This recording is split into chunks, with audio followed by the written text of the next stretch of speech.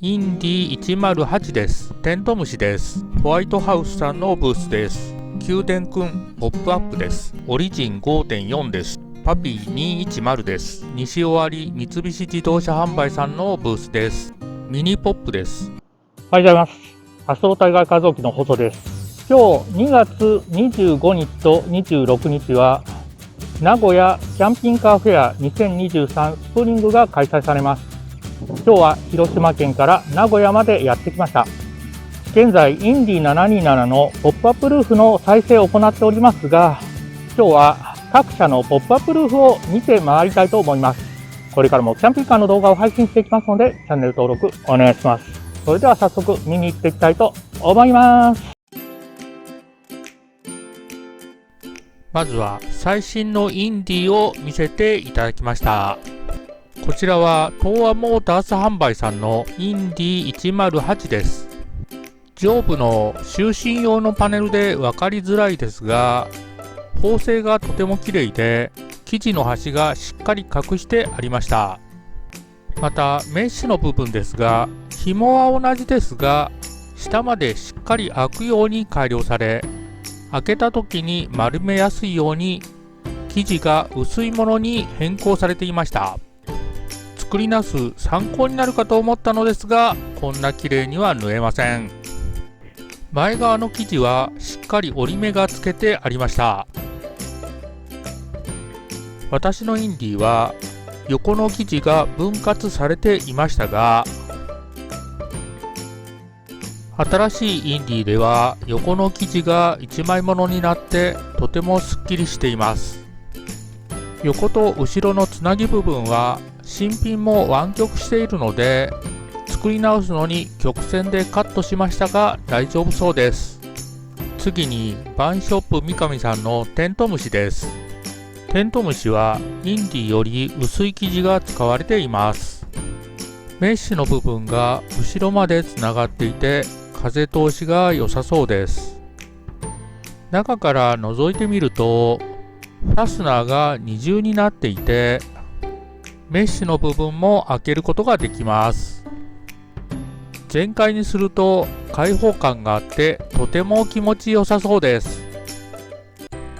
こちらはホワイトハウスさんのブースです。こちらはホンダ N 版をキャンピングカーにした N 版コンポポップキャビンのポップアップルーフです。テント生地のような薄い生地で、縫製はとても綺麗です。就寝用のパネルが跳ね上げ式になっていました。左右と後ろに大きなメッシュの部分があります。通気性かなり良さそうです。こちらはホンダフリードをキャンピングカーにしたフリースタイルのポップアップルーフです。インディと同じ厚手の生地が使われています。ホワイトハウスさんはルーフの生地が選べるみたいです。このポップアップルーフも縫製がとても綺麗でした。こちらはトヨタボクシーをキャンピングカーにしたデイズのポップアップルーフです。3面がメッシュになっています。こちらのポップアップルーフはオプションの中でも一番高い防水テントのブルーだと思います。同じ生地でオレンジ色もあります。こちらはホンダステップワゴンをキャンピングカーにしたデックワンのポップアップルーフです。メッシュの部分が白ではなく黒いメッシュが使われています。中から外を見たときに黒の方が外がよく見えます。景色を楽しむなら黒いメッシュもありだと思います。こちらはオートバンキャンパーさんの宮殿くんポップアップです。生地に光沢があり、ビニールっぽい生地が使われています。生地が薄く見えますが、遮光性とかはどうなんでしょうか。縫製はこんな感じです。トイファクトリーさんのオリジン 5.4 です。高さが高くてポップアップルーフの細かいところがよく見えませんでした。ルーフの一部しか開けてないので、車内光を確保するためではなくベッド専用のようです。生地は薄いように見えます。キャンパー厚木さんのパピー210です。カムロードベースですが、ポップアップルーフにすることで立体駐車場に入る高さ 2.1 メートルに抑えられています。光沢のあるビニールっぽい生地です。プロトタイプのようですので、市販車ベースになった時に生地が変わっているかもしれません。中から覗いてみましたが、遮光性は高そうです。こちらは西尾張三菱自動車販売さんのブースです。こちらは三菱デリカの T ポップのポップアップルーフです。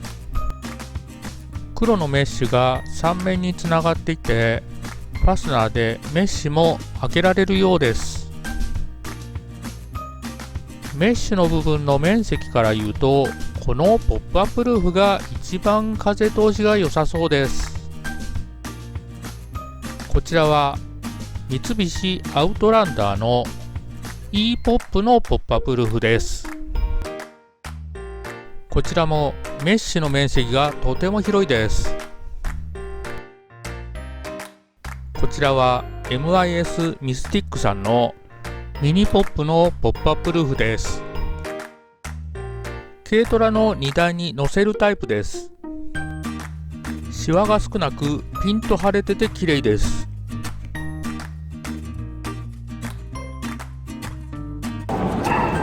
撮影してたら声かけられました。はい。イエーイ。ともチャンネルスティッチ号さんです。やっとお会いできました。写真撮ってませんが、その他お声かけいただいた皆さんありがとうございました。はい。今日は名古屋キャンピングカーフェア2023スプリングでキャンピングカーのポップアップルーフを見て回ってみました。メッシュの大きさが違っていたり、素材が違っていたりして、見比べてみると結構面白かったです。ですが、今作り直しているポップアップルーフの参考にはちょっとなりませんでした。